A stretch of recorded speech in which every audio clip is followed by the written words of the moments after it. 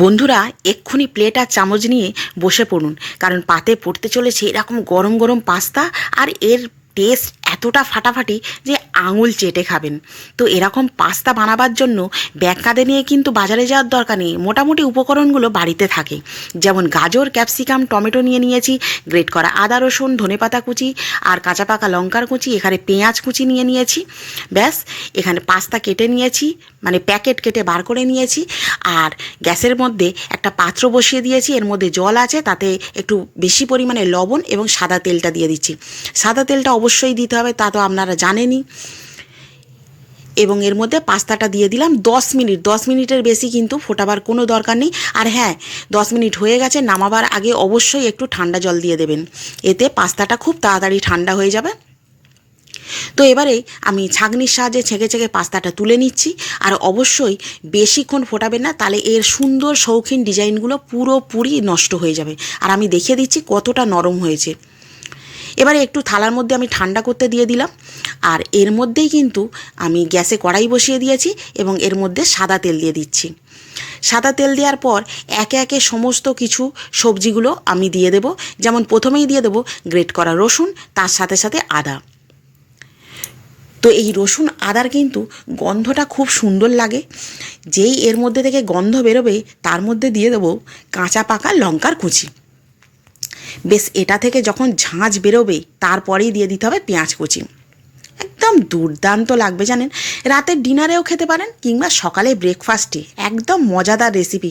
এতক্ষণ পর্যন্ত ভালো থাকবে, মানে পেট ভরা থাকবে, যে দুপুরে আর ভাত খেতে ইচ্ছাই করবে না। তো পেঁয়াজটা হালকা নাড়াচাড়া করে নিয়েই এর মধ্যে লবণটা দিয়ে দিলাম। লবণ দেওয়ার সাথে সাথেই কিন্তু সমস্ত সবজিগুলো দিয়ে দেব, যাতে খুব তাড়াতাড়ি এগুলো নরম হয়ে যায়। আর একটা কথা, এই পাস্তা কিন্তু বেশ বৃষ্টি হলে তখন কিন্তু সন্ধ্যাবেলাও খেতে পারেন, খুব ভালো লাগবে। টমেটোটাও দিয়ে দিলাম, ক্যাপসিকাম দিয়ে দিলাম, সব কিছু বেশ জমিয়ে কিন্তু কষিয়ে নিতে হবে। এবারে দিয়ে দিচ্ছি হলুদ গুঁড়ো, তার সাথে দিয়ে দিচ্ছি কাশ্মীরি লঙ্কার গুঁড়ো। আর হ্যাঁ, ধনে গুঁড়ো, সঙ্গে সঙ্গে দিয়ে দিলাম জিরে গুঁড়ো।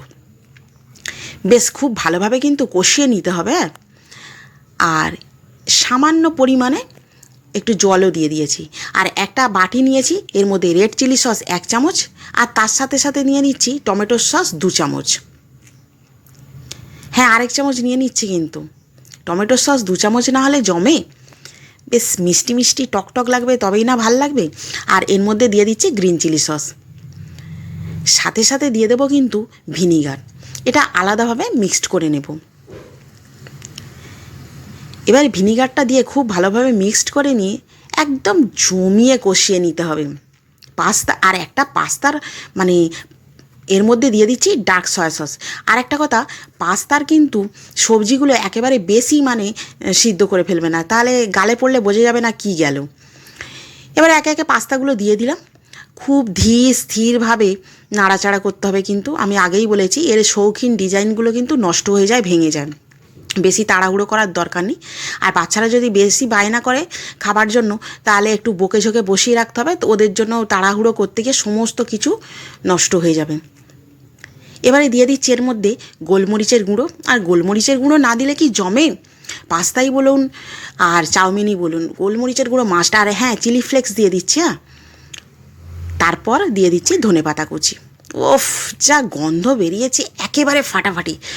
তো আমি বললাম না, এটা বানাবার জন্য বাজারে যাওয়ার দরকার নেই, সমস্ত কিছু কিন্তু আমাদের ঘরেতেই থাকে। আর এইসব সবজিগুলো তো হামেশাই বাড়িতে থাকেই, যেমন গাজর, ক্যাপসিকাম, এ তো থাকবেই। তো ভিডিওটা যদি ভালো লাগে, প্লিজ লাইক কমেন্ট করবেন, শেয়ার করবেন, অবশ্যই একটু সাবস্ক্রাইব করবেন।